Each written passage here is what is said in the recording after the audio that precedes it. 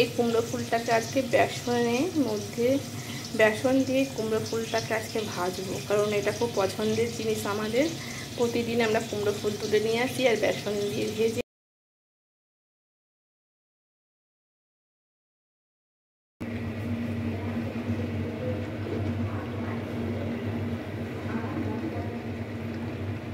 আলুটিকে ঝিঙে দিয়ে চিংড়ি মাছ দিয়ে আলু দিয়ে একটা সবজি হচ্ছে।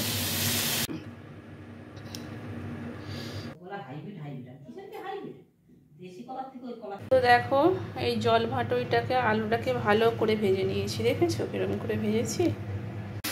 তো মশলাটা নাড়া হয়ে গেছে, এখানে দিয়েছি আদা, রসুন, জিরে, একটু ধনে দিয়ে মশলাটা কষানো হয়ে গেছে। টমেটো দিয়েছি,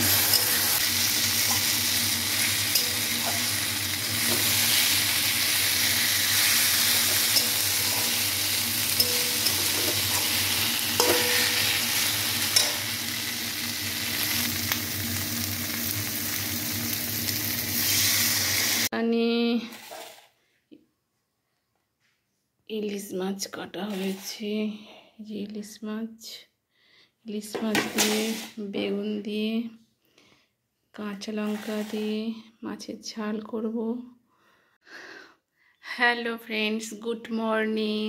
তো দেখো মর্নিংয়ের সব কাজ শেষ, তো এখন রান্নার প্রিপারেশান চলছে। রান্নার জন্য সমস্ত কিছু জোগাড় করে নিই।